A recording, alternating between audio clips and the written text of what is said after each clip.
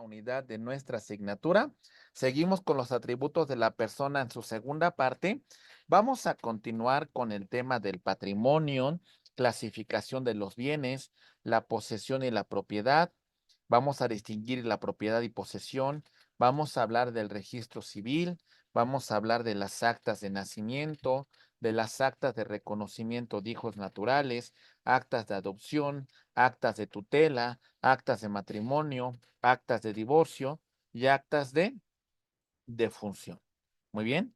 Iniciamos entonces con este desarrollo temático.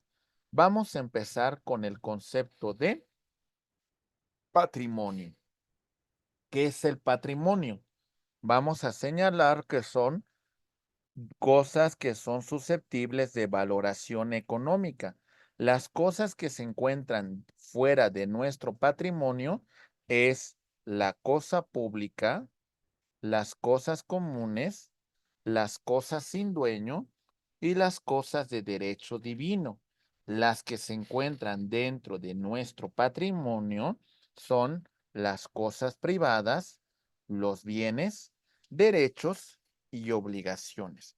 La propiedad originaria de los bienes es de la nación de conformidad con el artículo 27 de nuestra Constitución. Hemos destacado que los elementos del patrimonio los vamos a dividir en dos. El activo, que son todos aquellos que van a constituir nuestra masa patrimonial y tienen un contenido económico. Y el pasivo, que se conforma por las obligaciones del titular del patrimonio. Vemos cómo clasificamos a los bienes y lo vamos a analizar de la siguiente manera. Aquí tenemos la clasificación. Tenemos, de acuerdo a su movilidad, bienes muebles, inmuebles, fungibles, no fungibles, mostrencos, vacantes, corpóreos, incorpóreos. Vamos a ver, por ejemplo, los bienes muebles. Estos bienes muebles pueden trasladarse de un lugar a otro, ya sea por una fuerza exterior, ok, o en este caso, vamos a ver que también pueden trasladarse por sí mismos, ¿sí? Es decir, como en el caso de las mascotas. Muy bien. Ok, bien. Destacamos los bienes inmuebles, que son los que permanecen fijos a la tierra. Hay determinados bienes muebles que al incorporarse en un mueble va a adquirir esta naturaleza. Por ejemplo, aquí tenemos nosotros un bien mueble. Aquí está. Si imaginen que sobre este bien mueble, dentro, nosotros vamos a colocar un ornamento. ¿Cómo se llaman estos, candelabro? Creo que sí se llama así. Imaginen que nosotros vamos a colocar, ahí, bueno, no sé cómo se llama, pero vamos a colocar algún ornamento dentro de esta casa y entonces estos bienes que en un principio eran bienes muebles, al momento de incorporarse a este bien inmueble, van a adquirir esta naturaleza. Entonces, los bienes inmuebles son aquellos que permanecen fijos en la tierra, de conformidad con su posibilidad los bienes se van a clasificar de la siguiente manera. Los vamos a dividir en bienes fungibles y no fungibles. Los fungibles pueden ser sustituidos por otros de su misma especie, de su misma calidad, de su mismo número, ¿sale? Entonces, sustituimos por otra de su misma especie, de su mismo número, de su misma calidad, de su misma marca, etcétera, etcétera. Son sustituidos por otros. Y los no fungibles son bienes de naturaleza individual. No pueden ser sustituidos por otro. Por ejemplo, una obra de arte. Esta obra de arte es individual y no puede ser sustituida por otra, porque son solamente hechas de forma particular. Entonces, este es un bien no fungible. Tenemos de conformidad con la certidumbre de su titular, vamos a clasificarlo en mostrencos y vacantes. Los bienes mostrencos son los bienes muebles abandonados y los bienes vacantes son los inmuebles de los cuales no se conoce un dueño. De acuerdo con su materialidad, tenemos los corpóreos, los tangibles, los materiales, los que podemos percibir con nuestros sentidos, mientras que en los incorpóreos, como tal, no son materiales, pero podemos explotar y beneficiarnos de ellos, como por ejemplo la referencia con los derechos de autor, que serían bienes incorpóreos. Seguimos y vemos la clasificación de conformidad con la persona a la cual pertenecen bienes de dominio público y de dominio privado. Artículo 27 de la Constitución. ¿Qué nos dice? Ok. Dice el artículo 27, la propiedad originaria, ¿sale? En México es de la nación. La superficie continental, el suelo, el subsuelo, el mar territorial, la zona económica exclusiva, etcétera, etcétera, la propietaria originaria es la nación. La nación va a constituir la propiedad privada. Entonces, los bienes de dominio público son las que en este momento va a ejercer el Estado en su función de imperium, ¿sale? Tanto para la administración pública federal, la local o en su caso también la municipal. Muy bien.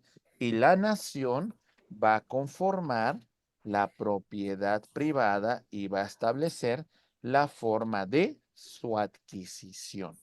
Muy bien. Avanzando sobre este tema, vemos lo referente con de conformidad con su duración. Tenemos bienes consumibles, que son aquellos que se van a agotar en un solo instante, que están hechos para su consumo, y los no consumibles, los que su existencia se va a prolongar durante un determinado transcurso del tiempo. Por ejemplo, un tema de bienes consumibles son los alimentos. Estos tienen que ver con la cuestión de que se van a consumar y estos bienes van a desaparecer. Y un ejemplo de un bien no consumible, por ejemplo, es una computadora, que de alguna manera está hecha para que esta computadora, pues de alguna manera, subsista en el tiempo, aunque en algún momento se va a agotar, cuidado, se va a agotar de tal manera que esta será inservible, porque todo en la vida tiene un principio y va a tener una conclusión. Al final llegará un momento que ese bien ya no tendrá ninguna utilidad en algún momento. Después vemos la clasificación como bienes de acuerdo a su dependencia. Tenemos los principales y los accesorios. Por ejemplo, vamos a hablar de un vehículo, de un automóvil. Los bienes, ¿sale? En este caso, que conforman la naturaleza de este automóvil, su puerta, su parabrisas, las llantas, los rines, los faros, etcétera, etcétera, son bienes principales. ¿Sale? Que adheridos a este automóvil le permiten esa funcionalidad. Los accesorios que yo coloque, un estéreo de última generación, bocinas de alta gama, a lo mejor asientos de cuero, etcétera, etcétera. Esos son bienes accesorios que solamente son ornamentos que se colocan al bien principal. Y tenemos también la clasificación de conformidad con su divisibilidad. Son bienes divisibles, permiten su cómoda división sin afectar su estructura y son indivisibles, los cuales no se pueden separar. Por ejemplo, un ejemplo de un bien divisible sería un pastel. Este pastel, por supuesto que lo podemos dividir y entonces se va a repartir una rebanada a cada uno de los invitados. Es un bien que podemos dividir sin afectar la naturaleza del bien. Y como había señalado con antelación, un bien indivisible podría ser el tema de este automóvil. Ni modo que lo dividamos para repartirlos entre varias personas. No, tenemos que utilizarlo en esta su integridad, en esta totalidad, si no queremos afectar la estructura de este bien. ¿Ok? Bueno, una vez que hemos analizado las características de los bienes, vamos a dividir lo siguiente. Atentos. Destacamos en este punto lo referente a la propiedad y la posesión. Dos conceptos que son muy importantes cuando nosotros hacemos referencia al patrimonio. En relación a la propiedad, vamos a destacar los siguientes elementos que lo van a conformar.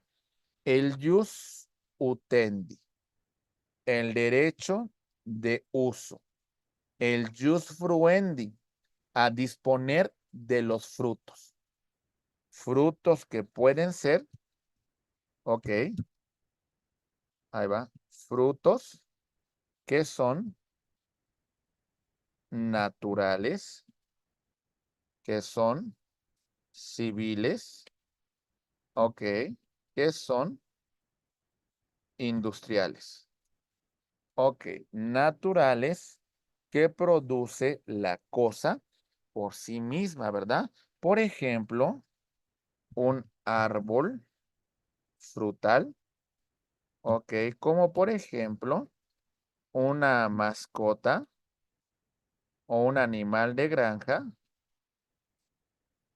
que se encuentra preñado, entonces vamos a encontrar que los frutos que nos den son naturales. Los civiles derivan de algún contrato regulado por el Código Civil, como por ejemplo los contratos traslativos de dominio, ¿ok? O los contratos en los cuales se ceda el uso y goce temporal de la cosa, como en el caso del contrato de arrendamiento. Y los industriales, que son derivados del producto de el trabajo de la persona.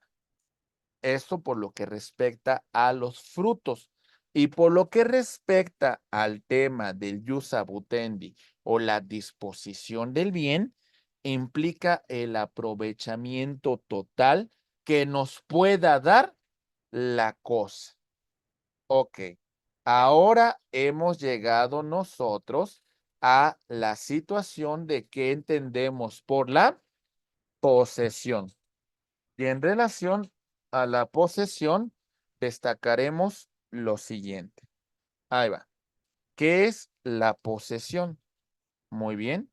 Implica la tenencia de una cosa corporal por nosotros mismos, ¿sale? Que en este punto, esta detentación, esta tenencia de la cosa, hace un derecho oponible a terceros. Y también, por supuesto, destacamos el goce de un derecho, que es el desmembramiento del derecho de propiedad, y en este punto lo vamos a ejercer nosotros como si fuésemos propietarios. Entonces tenemos esos elementos, la tenencia de la cosa y el goce de ese derecho. Vamos a clasificarlo, en este caso, la posesión y la detentación de la cosa. La diferencia principal que podemos destacar entre la propiedad y la posesión sería lo siguiente. En la propiedad ya destacamos el uso, el goce y la disposición de la cosa. Mientras que en el tema de la posesión, lo que vamos a encontrar nosotros en este caso es el corpus, la detentación material de la cosa, ¿ok?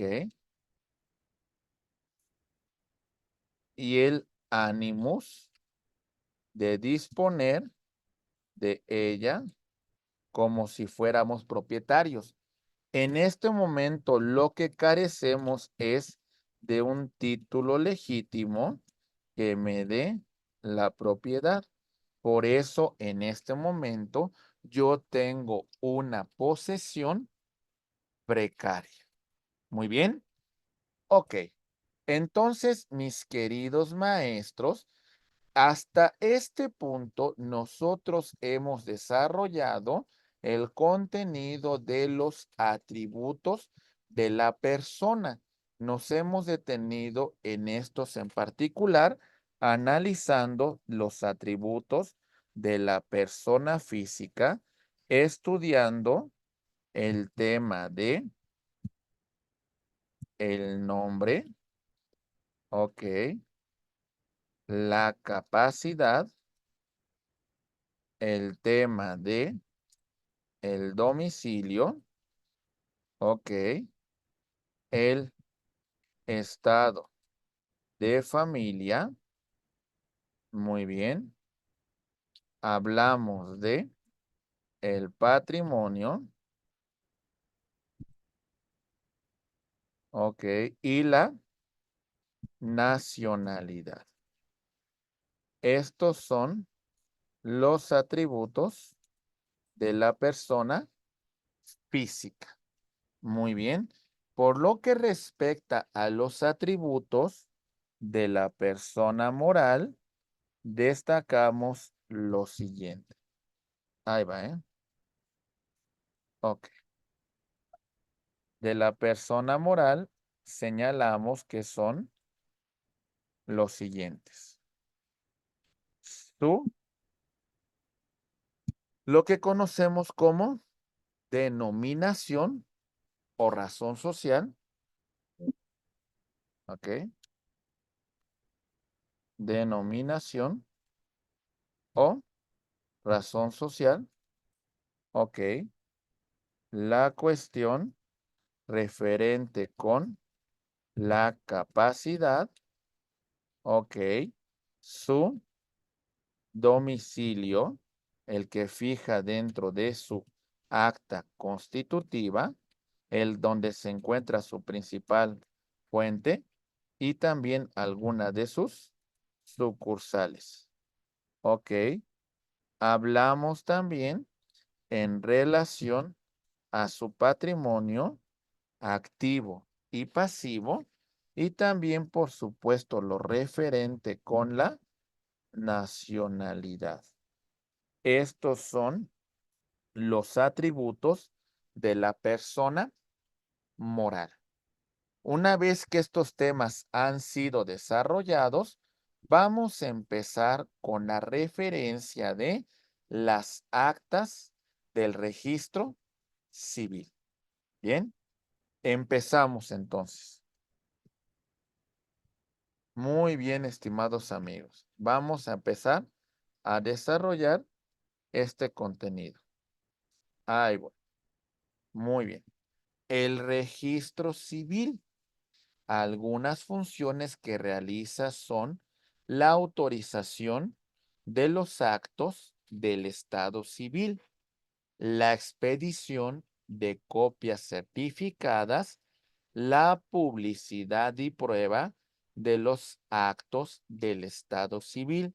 Recordemos que el origen de esta institución la tenemos con las leyes de reforma. Muy bien.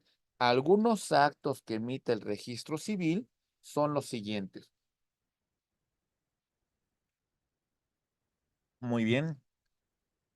Tenemos el registro de nacimiento, el reconocimiento de hijos, el matrimonio, el divorcio, la tutela, la adopción, la defunción y también, por supuesto, un tema de incapacidad de administrar bienes, la ausencia y la presunción de muerte.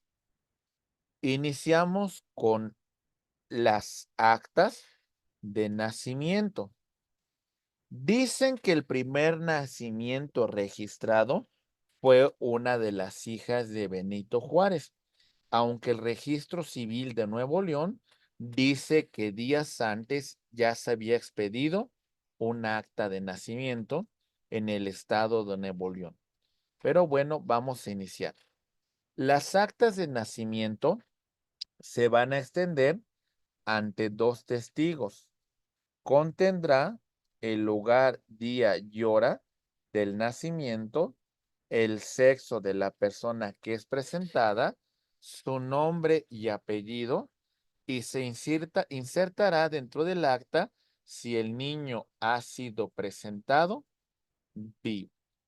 Se va a tomar la impresión digital del pequeño y si se trata de hijo de padres desconocidos, en este caso se le colocará el nombre y apellidos que establezca, en este caso, el oficial del registro civil o el juez de lo familiar.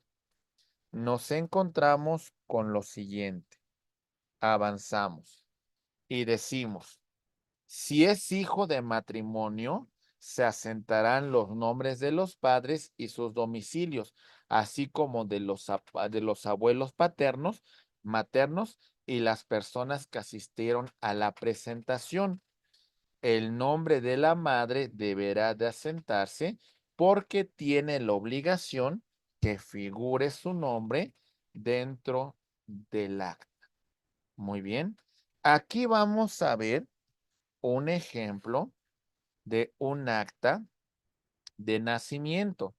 ¿Sale? Tenemos aquí datos de identificación electrónico. Ok.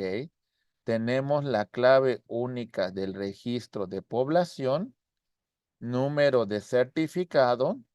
En este caso vamos a ver que es la entidad México, el municipio Tepozotlán, la oficialía 001, fecha de registro 16 de abril de 1982, libro 1, número de acta 256, a nombre de Héctor Martínez Sandoval, nombre Héctor, primer apellido paterno Martínez, segundo apellido Sandoval. Fecha de nacimiento 11 de marzo de 1982 en la Ciudad de México. Datos de filiación de la persona registrada. Vamos a ver quiénes comparecen. Sus padres, Norberto Martínez Méndez, de nacionalidad mexicana, y Hortensia Sandoval Bautista. Muy bien. Si hay anotaciones marginales, aquí vamos a asentarla. La certificación, la firma electrónica, el código QR y lo importante, mis queridos maestros, que esté vinculado con su clave única del registro de población. Entonces nosotros vemos acá el tema de la CURP certificada. ¿Sale? Tenemos la clave del registro de población MASH 820311 HDFRNC 00 a nombre de Héctor Martínez Sandoval. Aquí podemos ver que la CURP se encuentra, en este caso, certificada y asociada por corrección, y ahí se agregan estos datos. Si nosotros le damos en esta referencia del código QR, nos va a remitir, en este caso, a la página donde nosotros podemos descargar nuestra respectiva CURP. Entonces van vinculada tanto el acta de nacimiento como esta clave única del registro de población. Nos dice mi estimado Alejandro Emanuel que en algunas entidades federativas ya se eximió la presencia de los testigos. En este caso, la maestra Dulce Andrea nos comenta, no sé si falta la formalidad del registro civil, pero cuando registré a mi hijo, no se me requirió de testigos, como nos dice mi estimado Alejandro Emanuel, pues el tema de alguna manera, pues no se requiere en algunas entidades la presencia de testigos. Y bueno, vamos a ver qué contiene esta clave única del registro de población, que es un tema muy importante que tenemos que hacer referencia. Vamos a ver. Ahí está. El CURP, documento de registro. Todas las personas que viven en territorio nacional, así como los que residen en el extranjero, van a tener esta CURP. Contiene los siguientes datos. Ahí va. Tenemos 18 elementos representados por letras y números que se generan con datos contenidos en el documento comprobatorio de identidad, acta de nacimiento, carta de naturalización, documento migratorio, y se refiere a lo siguiente. El primero y el segundo apellido, así como el nombre de pila, fecha de nacimiento, sexo, entidad federativa de nacimiento. Muy bien, vamos a ver estos datos a continuación en el siguiente esquema. Veamos. Ahí va. Muy bien. Vamos a verlo. En esta primera parte vamos a verificar lo siguiente. Inicial y primera vocal interna del primer apellido, inicial del segundo apellido e inicial del nombre de pila. Vemos, por ejemplo, el apellido Almazán, ¿sale? En este caso, la segunda, que sería A. Después tenemos la P del primer apellido y la R de Ricardo. Ricardo Almazán Pérez. Después tenemos la fecha de nacimiento, año, mes y día. Nació en 1963, en el mes de marzo, y en este caso el día 21 de marzo de 1963. Después vemos el sexo, H para hombre y M para mujer. En este caso lo identificamos como H, el DF, que es la entidad federativa de nacimiento. Aquí la vemos. Y tenemos las primeras consonantes internas del primer apellido y segundo apellido del nombre de pila.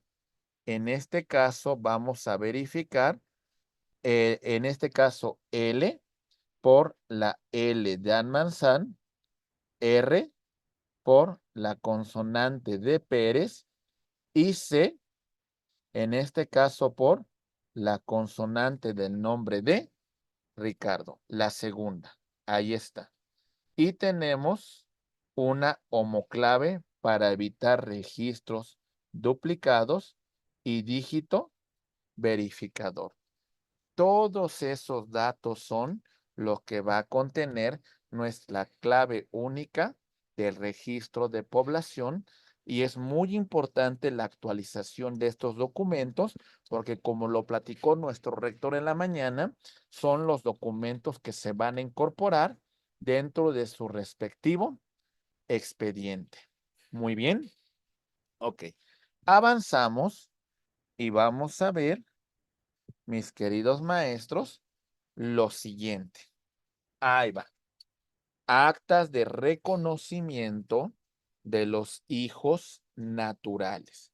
Si el reconocimiento se hace al momento de registrar el nacimiento, el acta contendrá los requisitos que se establecen para las actas de nacimiento, pero se expresará que el hijo natural y se consignará el nombre del progenitor que lo reconoce. Si el reconocimiento es posterior, deberá de contener los siguientes requisitos. Si el hijo es mayor de edad, deberá de otorgar su consentimiento. Si es de 14 años, expresará su consentimiento del tutor. Inclusive, me atrevo a señalar en el supuesto de autonomía progresiva que si es menor de edad, depende de su madurez para su consentimiento. Recuerden que no tiene que ver con la edad, tiene que ver con la madurez. A este tema lo vamos a conocer con el nombre de autonomía progresiva. Muy bien. Si el reconocimiento se hace por otros medios, nos presentaremos al registro civil con el original y la copia certificada del documento que comprueba este vínculo que tenemos con, en este caso, del reconocimiento de hijos naturales. ¿Ok? Vamos a ver, en este caso, solamente una representación gráfica de este formato de reconocimiento de hijos. Vamos a ver que aquí hay un reconocimiento, ok, el nombre de quien está reconociendo, su fecha de nacimiento, lugar de nacimiento, quienes están reconociendo esa paternidad y si la persona otorga su consentimiento, quién es, los testigos y demás datos. Aquí está lo que va a contener nuestro formato de reconocimiento de hijos. El Código Nacional de Procedimientos Civiles y Familiares tiene un tema en la cuestión de la adopción, donde se va a unificar los procedimientos de la adopción tanto nacional como internacional. Ahora, en referencia a las actas de adopción, hay que considerar que estas van a tener los siguientes requisitos. Vamos a verlo. Aquí va. Una vez que tengamos la resolución judicial que autorice la adopción, el juez remitirá en un término de 8 días copia certificada de las diligencias al registro civil.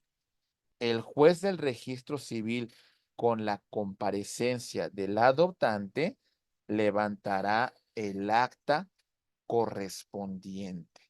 Recordemos, aquí vamos a tener nosotros nuestro libro de registro.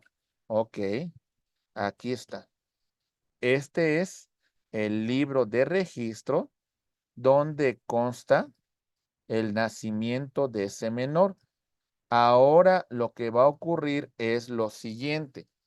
En este supuesto vamos a hacer la anotación marginal en esta acta y las posteriores que se emitan van a ser a partir de este registro.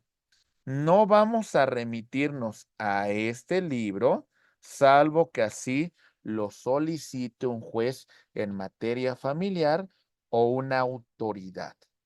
Lo mismo inclusive ocurrirá en el caso de reasignación sexual. ¿Se entiende? En este supuesto, veamos lo siguiente. Ahí va. Muy bien. Tenemos que en este libro del registro civil, ¿vale? Va a venir lo siguiente. Muy bien. Entonces, aquí vemos que en primer lugar se hacía constar el nacimiento de este pequeño como Juan Pérez. Muy bien. Ahora vamos a hacer una reasignación sexual. Se hace una anotación marginal en este libro y se va a expedir una nueva acta en donde va a darse una reasignación sexual, pero cuando pidamos copias certificadas del acta, la que se nos va a expedir es esta, y salvo que una autoridad así lo requiera, pues bueno, solicitarán en este caso la expedición de las actas registradas en ese libro primigenio, solamente en casos muy particulares que así lo solicite la autoridad. Muy bien. Ok. Otro tema importante que tiene que ver con estos temas de las actas, vamos a ver lo siguiente. Atentos, por favor. Muy bien. Ahí vamos. Las actas de tutela. ¿Qué van a contener las actas de tutela? Bueno, van a contener nombre, apellido y edad de la persona que va a estar sujeta a la tutela. La clase de incapacidad que tiene la persona, vamos a señalar el nombre y generales de las personas que sobre esa han ejercido tutela o patria potestad antes de esta respectiva tutela que estamos registrando en este momento. Vamos a verificar otros datos como son lo referente con el nombre, apellido, edad, profesión, domicilio del tutor y curador, la garantía que hubiese dado el tutor asentando nombres, apellidos y generales de fiador en caso de fianza, los bienes muebles dejando en prenda o en su caso la hipoteca y el nombre del juez que pronunció el acto de discernimiento de este acto y así como la fecha de este.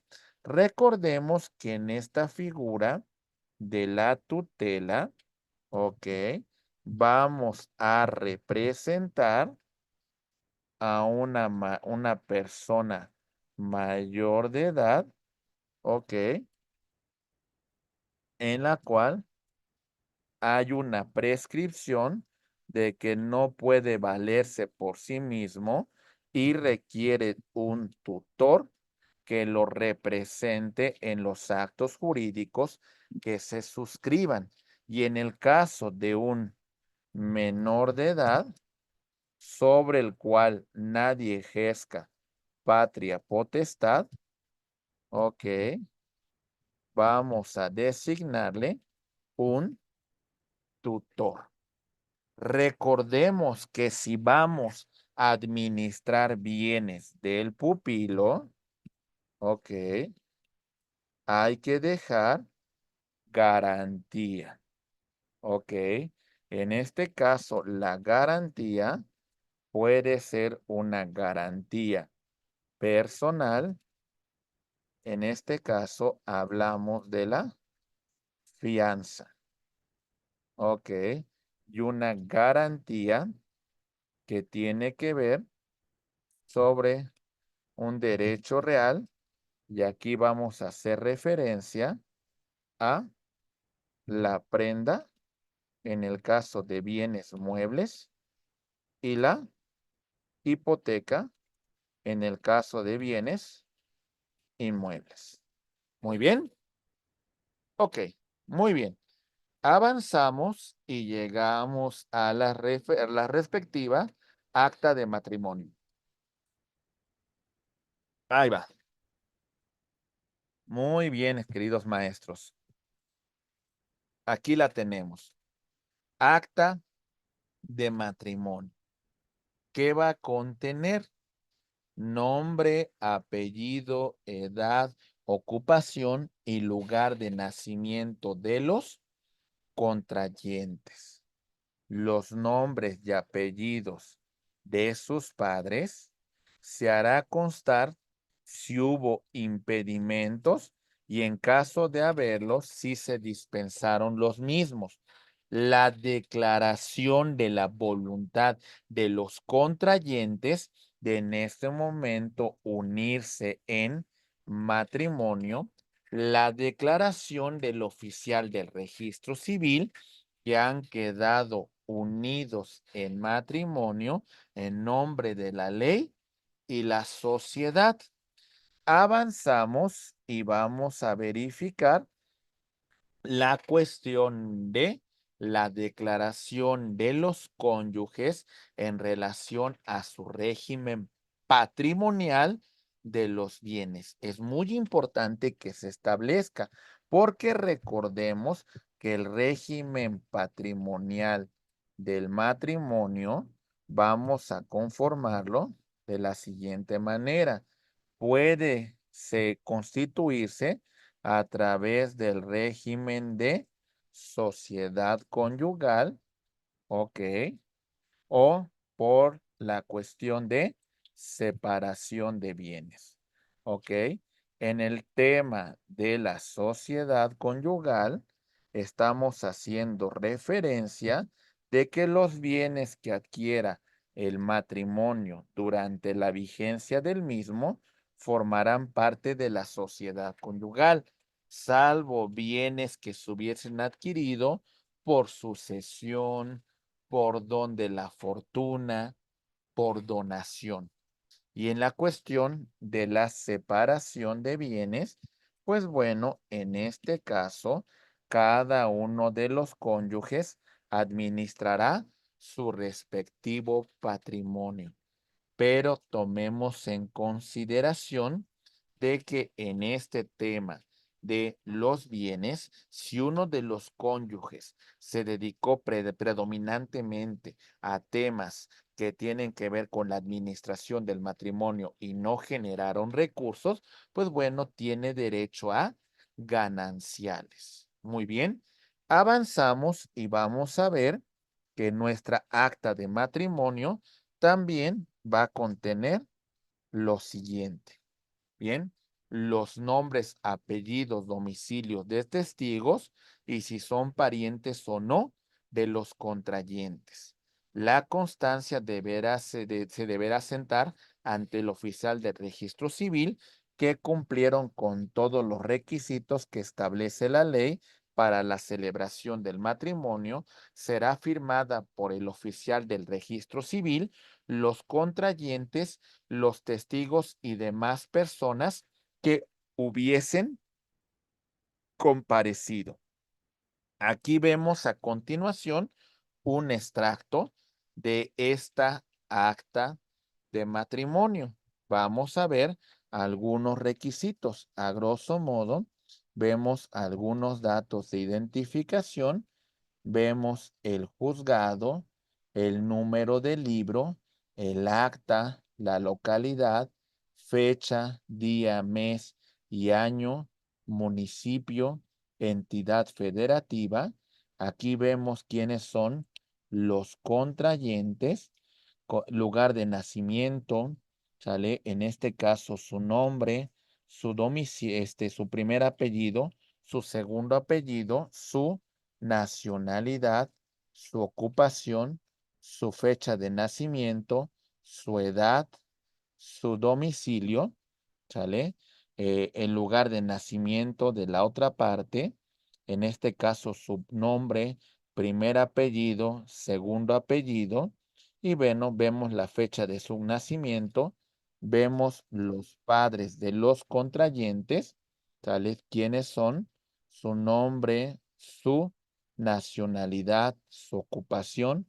Vemos también la presencia de testigos, su nombre, su ocupación, su nacionalidad, la firma de los contrayentes, las observaciones que en su momento se hubieran realizado y por supuesto la importancia de señalar en este caso el régimen patrimonial que va a regir su matrimonio. Ahí lo vamos a tener. El Código Nacional de Procedimientos Civiles y Familiares en el tema de la disolución del divorcio reconoce dos tipos de tramitación del divorcio. El divorcio bilateral, ok, que en este caso vamos a verlo a grosso modo. Ahí voy, ¿eh? Ok, divorcio. El Código Nacional reconoce el bilateral y el incausado. ¿Por qué lo dividimos así? Vamos a ver. Ahí va. El bilateral lo vamos a poder disolver, ¿sale?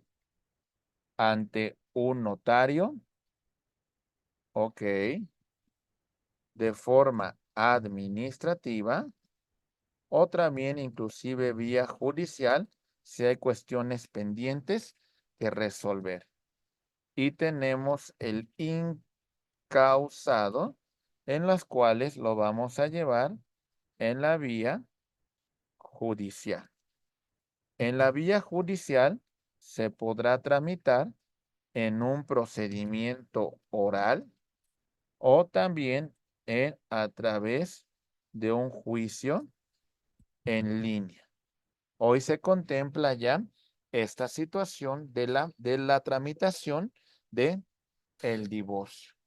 En relación a las respectivas actas de divorcio, vamos a sentar lo siguiente. Muy bien. Deberá de remitirse al juez de registro civil copia de la sentencia. El oficial del registro civil redactará el acta correspondiente. Esta acta contendrá nombre, apellido, edad, ocupación, domicilio, fecha, número de acta y oficina en la que se celebró el matrimonio y en esa acta se va a hacer una anotación marginal haciendo constar que el vínculo que regía ese matrimonio ha quedado disuelto. Y entonces vemos nosotros un breve extracto de lo que va a contener nuestro formato de divorcio. Ahí lo tenemos, el juzgado, el libro, el acta, la localidad, el municipio, la entidad federativa, hora, día, mes y año, datos del divorciado, datos de la persona que se divorcia, datos del acta de matrimonio de las personas que están disolviendo el vínculo. Es muy importante hacer la notación marginal en el acta correspondiente para que conste que en este caso se está disolviendo el vínculo. Mi estimada maestra Anabel Vargas nos pregunta, ante el notario, él es el que en este caso, si hablamos de un divorcio bilateral, mi estimada maestra, él es el que se va a encargar de solicitar la notación marginal ante la oficina del registro civil correspondiente. Esto porque de alguna manera el notario va a tener una participación más destacada dentro de este proceso, este procedimiento de divorcio. Se plantea inclusive procedimientos muchos más expeditos en la cuestión de trámites que se van a realizar y por supuesto, es muy importante que ustedes conozcan el contenido que va a tener, en este caso, nuestro Código Nacional de Procedimientos Civiles y Familiares. Inclusive, ahorita déjenme si tengo porque por aquí desarrollé un poquito el contenido de cómo se va a dar este tipo de procedimientos. Déjense lo señalo muy rápido porque es importante destacarlo. Aquí voy, ¿eh? Muy bien.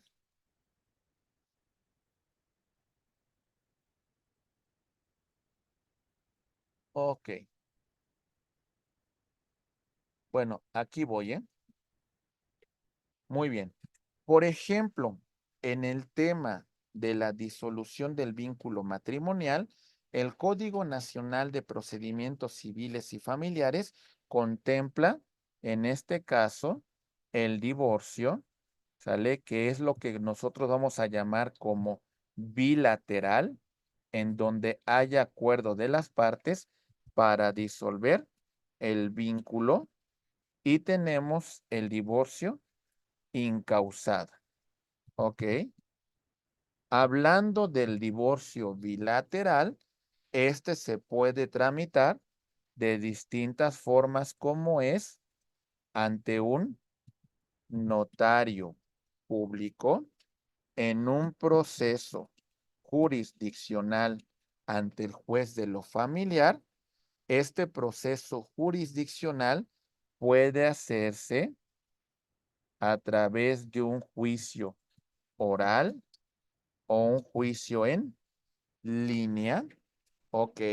También es importante destacar el divorcio administrativo ante una oficina del registro civil. Ok. Muy bien. Y él, en este caso, el incausado, pues no se contempla una vía especial y se va a tramitar como un juicio oral familiar. ¿Sale?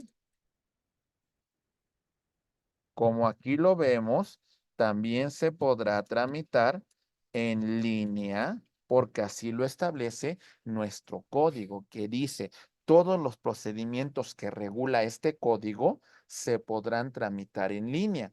En el caso del divorcio incausado, es muy importante resolver temas cruciales como son la guarda y custodia del menor, el régimen de convivencia, el tema de pensión alimenticia, lo relacionado con los bienes dentro del matrimonio y las pruebas que van a presentar dentro de este divorcio llamado incausado. Recordemos que vamos a tener tenemos en este punto cómo se va a tramitar a través de un procedimiento oral. La importancia que vale la pena aquí destacar es la cuestión de que el notario, en el caso de un divorcio bilateral, solicitará que se haga la anotación correspondiente dentro de, en este caso, el acta del registro civil. Y por lo que nos comenta el maestro Israel Sánchez, nos dicen, el divorcio bilateral, si existe ya un convenio de alimentos, y convivencias puede realizarse ante el registro civil y si es bilateral por vía judicial, ¿cómo funciona la emisión de la demanda? Porque en la CDMX son un dolor de cabeza. A ver, aquí hay una cuestión muy importante. A lo mejor iniciamos nosotros con el trámite de un divorcio incausado, pero ya nos ponemos de acuerdo en relación a estos puntos dentro de una audiencia preliminar que vamos a tener durante el procedimiento oral familiar y entonces nos salimos del divorcio incausado y vamos a continuar con la tramitación del divorcio bilateral. Efectivamente, la incorporación de este código, pues nos conlleva un poquito de situaciones algo complejas. Se pretende que sea un procedimiento muy ágil, porque prácticamente, compañeros, tenemos una primera fase en la cual se presenta la demanda, se admite a trámite, se da contestación, se resuelve sobre excepciones y defensas, se da vista a las partes, iniciamos con la audiencia preliminar, se depura el proceso, invitamos a las partes a una conciliación, existe una depuración del debate, se ofrecen pruebas, se llegan a acuerdos sobre hechos probatorios y acuerdos, en este caso, la calificación sobre admisibilidad de las pruebas y concluimos con la citación de la audiencia de juicio. Es decir, en este procedimiento oral, lo que vamos a tener es una fase expositiva con la demanda, ¿ok? Y con la contestación se demanda, el juez admite, emplaza, se da contestación, se presentan las excepciones, se ha quedado fijada la litis. Bueno, empezamos con la audiencia preliminar, ok. En esta audiencia preliminar vamos a abrir debate sobre depuración del procedimiento, ok.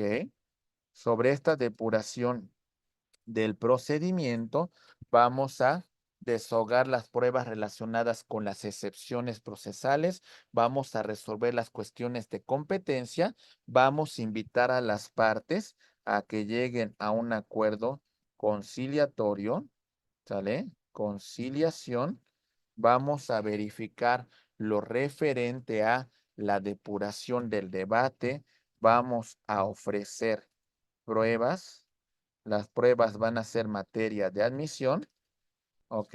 En su caso se podrá solicitar la exclusión de la prueba, se abre a debate y tiene que resolver el juez. Muy bien.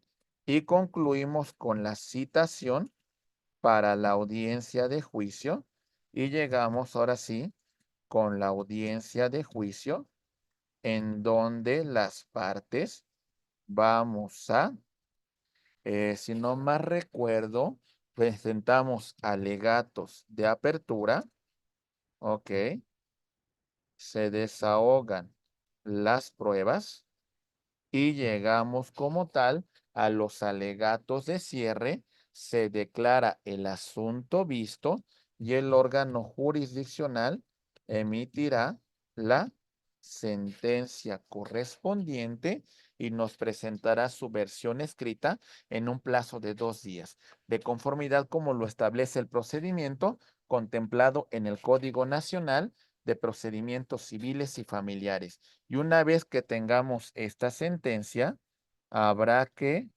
remitir esta a la Oficialía del Registro Civil para que el Registro Civil expida el acta de divorcio correspondiente, ok, y haga la anotación marginal de esa disolución dentro del acta de matrimonio, ok.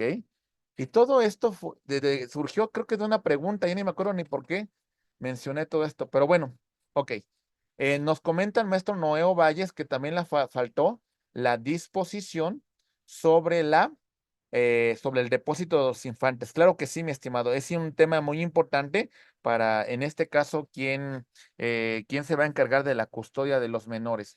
La maestra Anabel Vargas nos comenta la preliminar depuración conciliación, primero en secretaría hasta que parte es una secretaría, hasta un acta mínima de la fase antes. Sí, por supuesto, en este caso, pues es lo que se contempla en materia familiar esta audiencia que vamos a tener ante la Secretaría. Perfectamente bien señalado.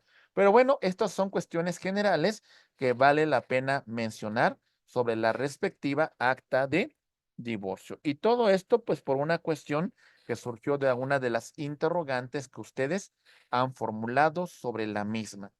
Avanzamos, mis queridos maestros, y vamos llegando a la parte conclusiva de nuestra exposición. Muy bien, rápidamente llegamos ahora a la referencia de las actas de defunción. ¿Qué van a contener las actas de defunción? Van a tener nombre, apellido, ocupación y domicilio de la persona que falleció, su estado civil y si éste se encontraba casado o en todo caso era viudo, nombre, apellido, domicilio y ocupación de los que fueran sus parientes y el grado en que lo son, vamos a encontrar otros elementos como son los siguientes. Los nombres de los padres del difunto, si los conociéramos, la clase de enfermedad que determinó la muerte de la persona, la hora de la muerte si se supiera y todos los informes que se tengan en el caso de que se tratase de una muerte violenta. Muy bien, vamos a ver un pequeño extracto de lo que contiene esta acta de defunción.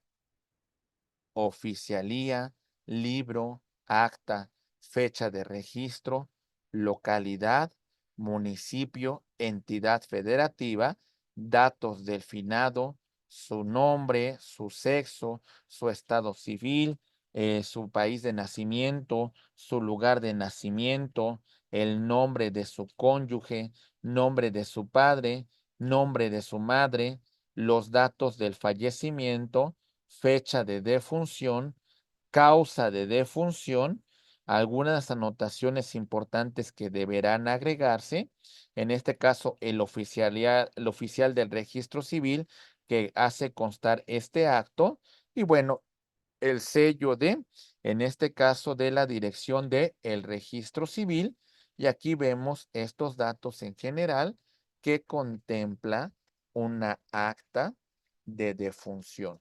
Muy bien. Estimados amigos, entonces, sobre todos estos temas que hemos venido comentando, son importantes y cruciales en su formación. Recuerden que en junio del 2023 se promulgó en el Diario Oficial de la Federación un Código Nacional de Procedimientos Civiles y Familiares que de alguna manera viene a unificar todos los procesos que se dan sobre esta materia. Es un tema crucial porque ustedes saben que en temas de procedimientos civiles hay una gran cantidad de procedimientos. Nuestro código se va a conformar de 10 libros, libros que contienen aspectos muy importantes sobre los procesos civiles. Se hace una distinción entre juicios civiles y juicios familiares. En este punto se hace alusión, por supuesto, también al tema de los sucesorios y también a lo referente al concurso de acreedores. Se estipula en un libro el tema de las acciones colectivas que se pueden tramitar. Se habla de los recursos dentro de este código, pero hay un libro que me llama mucho la atención, que si no más recuerdo es el 7 o el 8, que hace alusión a la justicia digital. Y lo que se plantea en ese libro, que todos los juicios que contempla el Código Nacional de Procedimientos Civiles y Familiares podrán tramitarse en línea. Exactamente, mi estimado maestro Israel, el libro octavo. Entonces, en general, pues estos aspectos que hemos venido comentando hasta este punto de la exposición, la verdad es que son un preámbulo de todo lo que conlleva una breve introducción sobre el tema del derecho civil y sus principios básicos. Son temas que de alguna manera se van a abordar a lo largo de toda su maestría. No son temas sencillos, sino todo lo contrario. Considero que son temas que de alguna manera van a revestir una gran dedicación para cada uno de ustedes. Hoy en día, mis queridos maestros, ustedes como futuros especialistas en materia de derecho civil, no se me pueden conformar con el tema de conocimiento de normas solamente de derecho civil, tanto normas sustantivas como adjetivas. Las normas sustantivas van a contemplar derechos y obligaciones y se van a encontrar en el Código Civil y otras disposiciones sobre la materia. Y tenemos una norma adjetiva que en este punto vamos a superar los códigos de procedimientos civiles de las entidades federativas y vamos a tener un Código Nacional de Procedimientos Civiles y Familiares. Esto no es suficiente para su formación. Hoy en día ustedes tendrán que capacitarse en un ejercicio de control difuso, tanto de constitucionalidad, ok, como de convencionalidad, ok, en materia civil y familiar. Y en este punto, bueno, vamos a complementar aspectos muy importantes, tomando en consideración los derechos que reconoce la Constitución, así como los tratados internacionales de derechos humanos. Lo vamos a complementar con la jurisprudencia que establece el Poder Judicial de la Federación y por supuesto con la jurisprudencia de la Corte Interamericana de Derechos Humanos. Todos estos aspectos que hemos señalado en esta última parte de atributos de la personalidad son la base de la formación de estudios en materia de derecho civil. Si se fijan a lo largo de toda esta sesión, pues hemos analizado muchos temas que considero son relevantes para nuestra formación.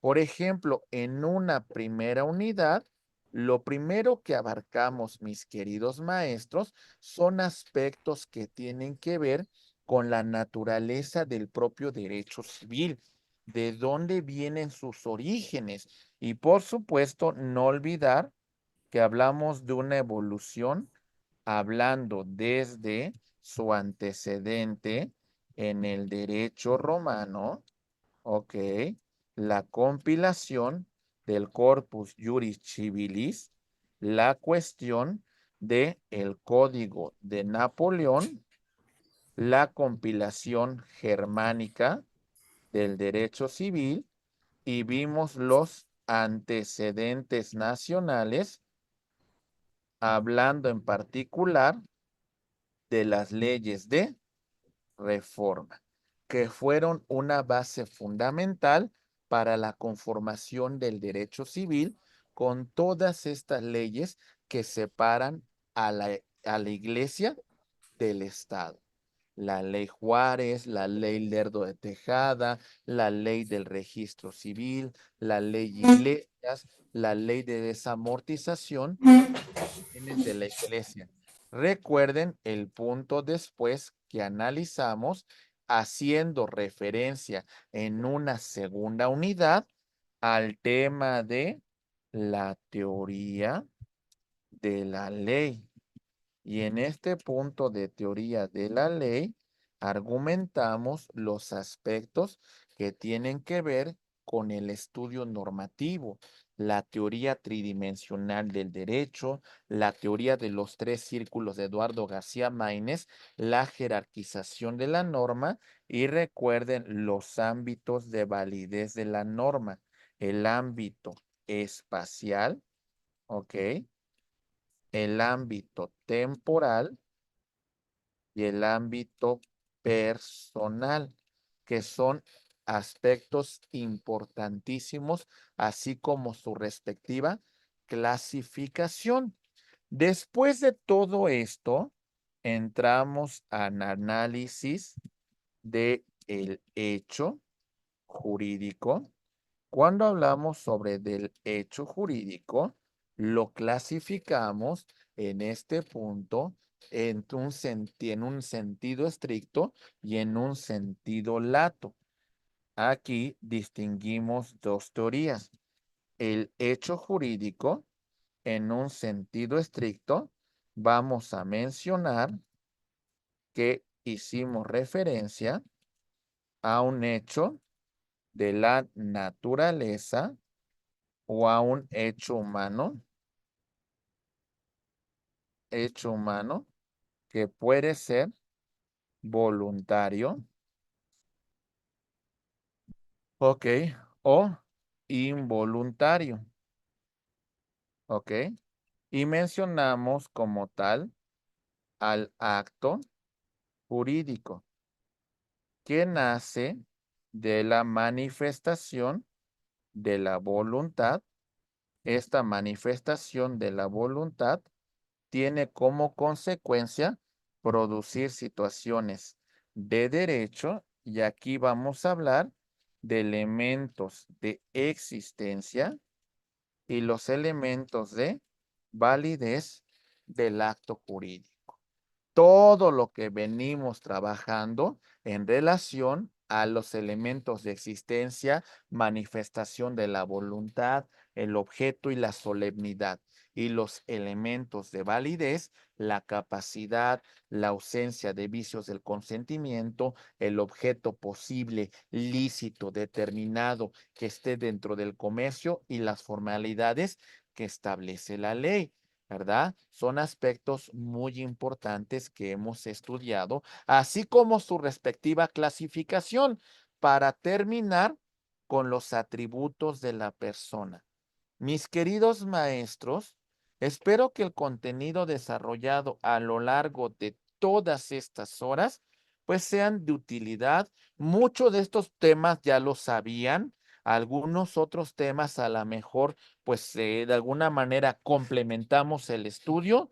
De antemano, yo les agradezco por su atención y lo único ya para llegar al 10 de calificación es de que me envíen su cuestionario, ¿vale?